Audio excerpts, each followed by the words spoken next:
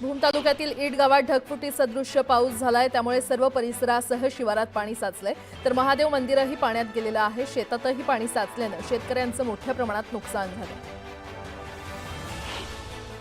दुष्काळग्रस्त मराठवाड्यासह धाराशिव जिल्ह्याला पावसाचा फायदा झालाय। धाराशिव जिल्ह्यात तुफान पावसानं हजेरी लावल्यानं मांजरा नदीच्या पाणी पातळीमध्ये झपाट्यानं वाढ झाली आणि त्यामुळे लातूर, बीडसह धाराशिव जिल्ह्यातील पाण्याची चिंता मिटली। बीडमध्ये झालेल्या मुसळधार पावसामुळे बिंदुसरा धरण ओव्हरफ्लो झालंय। सांडव्यातून पाण्याचा विसर्ग सुरू झाल्यानं बीडकरांच्या पाण्याचा प्रश्न मिटलाय। बीड शहराला पाणीपुरवठा करणारं बिंदुसरा धरण पूर्ण क्षमतेनं भरलंय आणि त्यामुळे बीडचे आमदार संदीप क्षीरसागर यांनी तलावातील पाण्याचं विधिवत जलपूजन केलं। बीडच्या बिंदुसरा नदीला पूर आलाय। दगडी पुलावरून पाणी वाहू लागल्यानं नदीकाठच्या नागरिकांना सतर्कतेचा इशारा देण्यात आलाय। तर बिंदुसरा धरण ओव्हरफ्लो झाल्यानं पुराची शक्यता वाढवण्यात आली आहे। मराठवाड्यातील 8ही जिल्ह्यांमध्ये गेल्या 24 तासात दमदार पाऊस झाला। 680 गावांमध्ये अतिवृष्टीची नोंद करण्यात आली आहे। तर सर्वाधिक पावसाची नोंद ही जालना जिल्ह्यात झाली आहे। धाराशिव जिल्ह्यातील येडशी परिसरात मुसळधार पावसानं हजेरी लावली आणि त्यामुळे लातूर आणि बार्शी मार्गावर पाणीच पाणी झालं। जागोजागी पाणी साचल्यानं रस्ता देखील खचला। तर रस्ता खचल्यानं जीव धोक्यात घालत नागरिकांचा प्रवास सुरू आहे।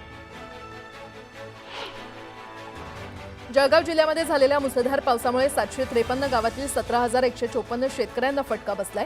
केळीसह फळ पिकांचं मोठ्या प्रमाणात नुकसान झालंय। जवळपास 10,632 हेक्टरवरील पिकांचं नुकसान झाल्यानं शेतकऱ्यांकडून नुकसान भरपाईची मागणी करण्यात येते।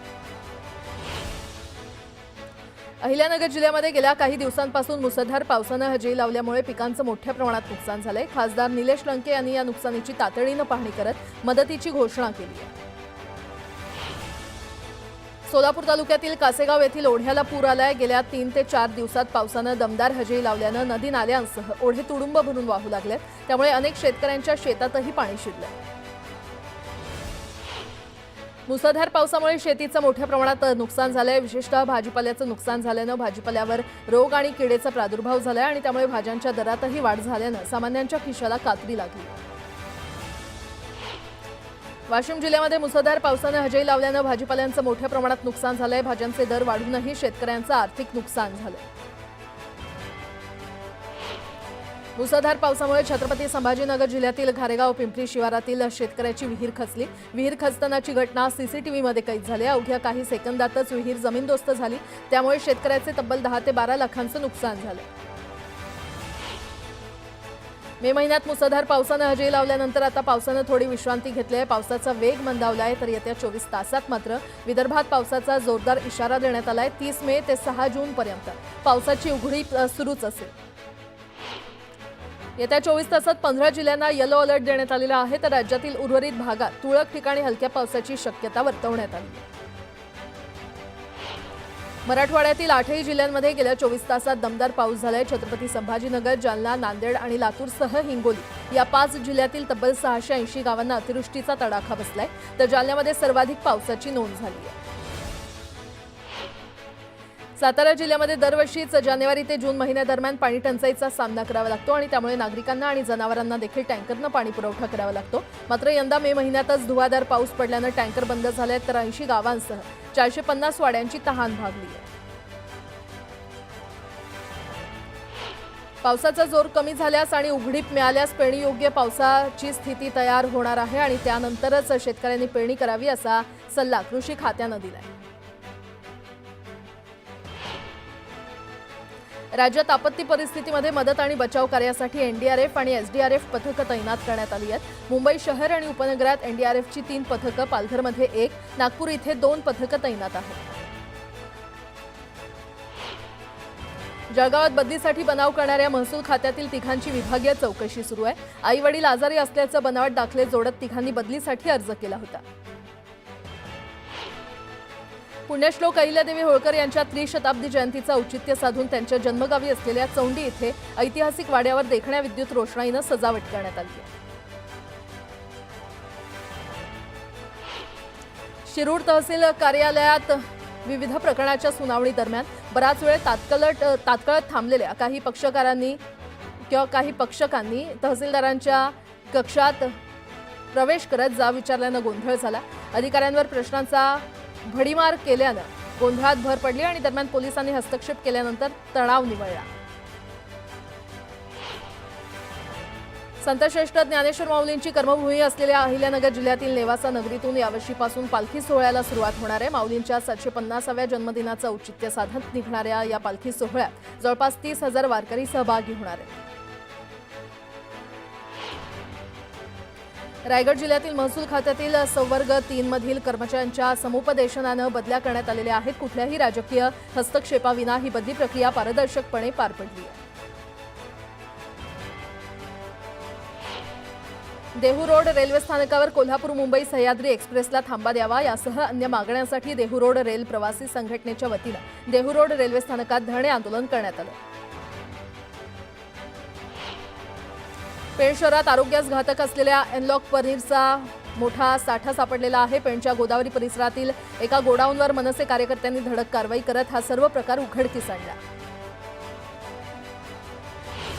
ताडोबा व्याघ्र प्रकल्पात पहिल्यांदाच 2 रानटी हत्तींनी प्रवेश केला आहे, त्यामुळे वनविभागात एकच खळबळ माजली आहे। वनविभागाचे एक पथक या रानटी हत्तींवर बारकाईनं लक्ष ठेवून आहे।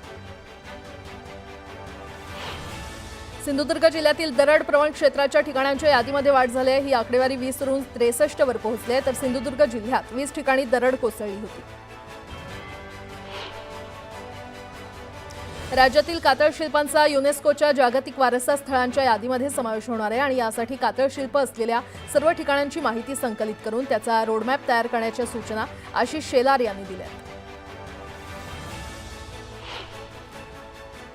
शेषात्मज गणेश जयंती निमित्तानं दगडूशेठ गणपती मंदिरात शेषनागांच्या प्रतिकृतीची फुलांची सजावट करण्यात आली आहे। शेषनागाच्या कलाकृतीमध्ये विराजमान लाडक्या बाप्पाचं रूप विलोभनीय दिसतंय। याच दिवशी श्री गणेशाचा पाताळातील गणेश जयंती म्हणजेच शेषात्मज गणेश अवतार झाला होता। गरीब रुग्णांना उपचार आणि विद्यार्थ्यांना प्रवेशासाठी महत्त्वपूर्ण असलेल्या उत्पन्नाचे दाखले देण्यात पुणे शहर आणि हवेली तहसील कार्यालय जाणून बुजून दिरंगाई होते आणि हे दाखले त्वरित द्यावे यासाठी रुग्ण हक्क परिषदेच्या वतीनं जागरण गोंधळ आंदोलन करण्यात आलं। अमरावतीच्या अचलपूर येथील फिनले प्रकरणी कामगारांच्या आंदोलनाचा तोडगा निघत नसल्यानं आमदार प्रवीण तायडे आक्रमक झाले। कामगारांचं वेतन द्या, नाहीतर तुमच्या 3 लोकांना फासावर लटकवणार असा थेट इशारा मिलच्या अधिकाऱ्यांना तायडे यांनी दिलाय।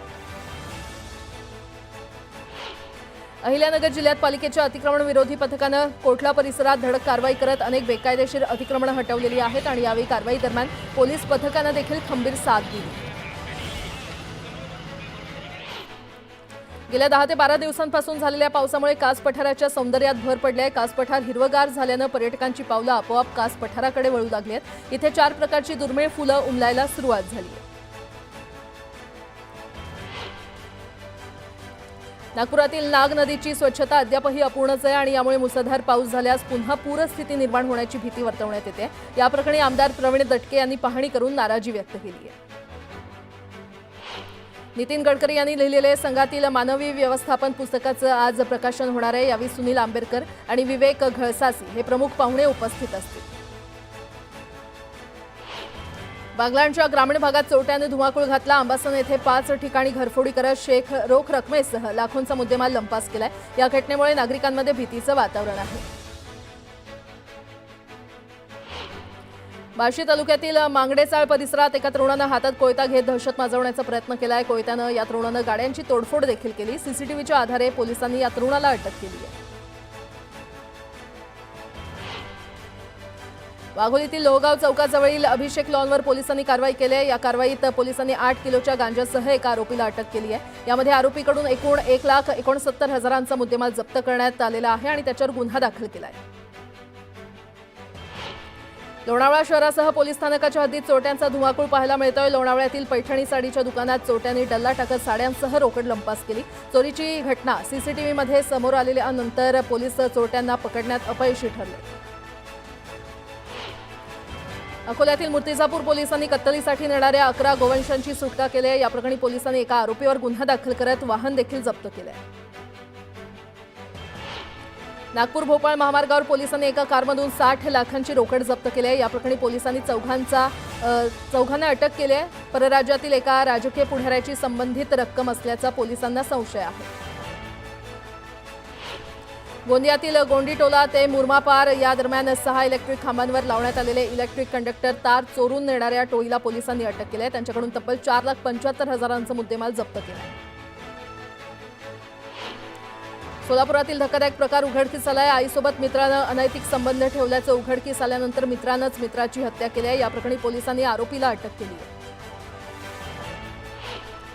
पुण्याच्या जुन्नर तालुक्यातील ओतूर पोलिसांनी घरफोडी करणाऱ्या आरोपीला अटक केली आहे। गोल्ड लोन व्हेरिफिकेशनसाठी आलेल्या कागदपत्रांद्वारे आरोपीचा शोध घेण्यात पोलिसांनी तपास केला।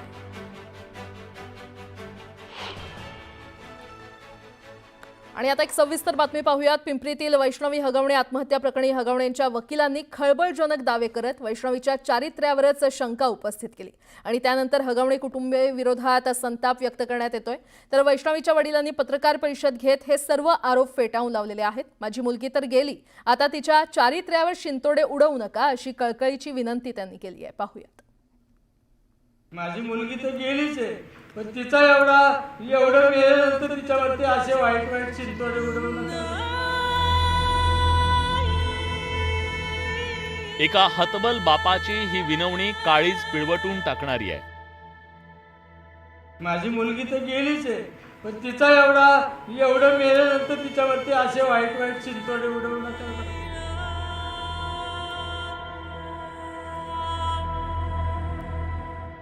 सासरच्यांनी हाल हाल करून मुलीला मारलं आणि आता तिच्या चारित्र्यावर शिंतोडे उडवले जात आहेत।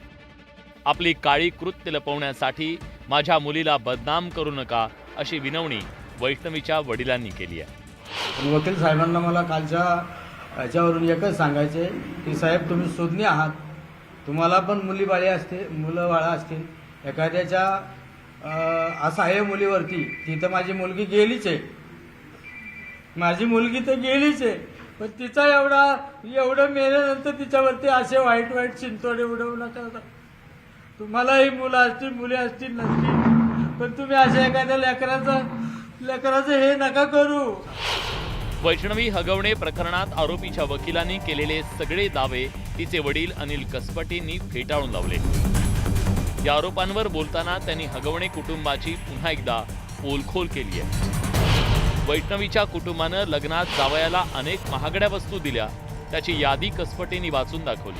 18/9/2024 मी त्यांना मोबाईल त्यांच्या मागणीनुसार दिलेला आहे आणि त्याचे जे EMI आहेत, मी आजही हप्ते भरतो, त्याचे EMI भरतोय।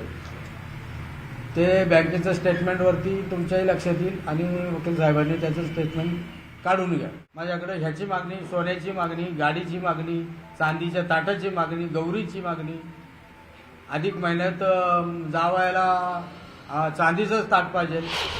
हगवणे कुटुंबाकडे 5 कोटी रुपयांच्या कार असल्याचा दावा त्यांच्या वकिलांनी कोर्टात केला। हा दावा कसपटेंनी फेटाळून लावलाय। तसंच हगवणेंना दिलेली फॉर्च्युनर कार का दिली याचं कारण सांगितलं। 5 कोटीच्या गाड्या आहेत त्यांच्याकडे म्हणतात, तर मी ही MG हेक्टर गाडी बुक केलेली आहे। फॉर्च्युनर गाडी घ्यायच्या आधी ही MG हेक्टर गाडी वाकड हायवे रोडला शोरूमला बुक केली, 50,000 रुपये डिपॉझिट केले, त्याचे महिन्यानंतर लग्न आल्यानंतर त्याचे रिफंड पण माझ्या अकाउंटला आले। तर ही त्याची रिसिप्ट MG हेक्टर बुक केली। त्यांनी माझ्याशी वादावादी केली, वादावादी चांगलीच केली। मला त्यावेळेस असं बोलले की ही जर गाडी दिली तर मी ती गाडी सोडून देईन, नाही तर तिथं पेटून देईन, मला गाडी पाहिजे, हीच गाडी पाहिजे, फॉर्च्युनरच गाडी पाहिजे। मग त्यानंतर मी फॉर्च्युनर गाडी लागणार देईन।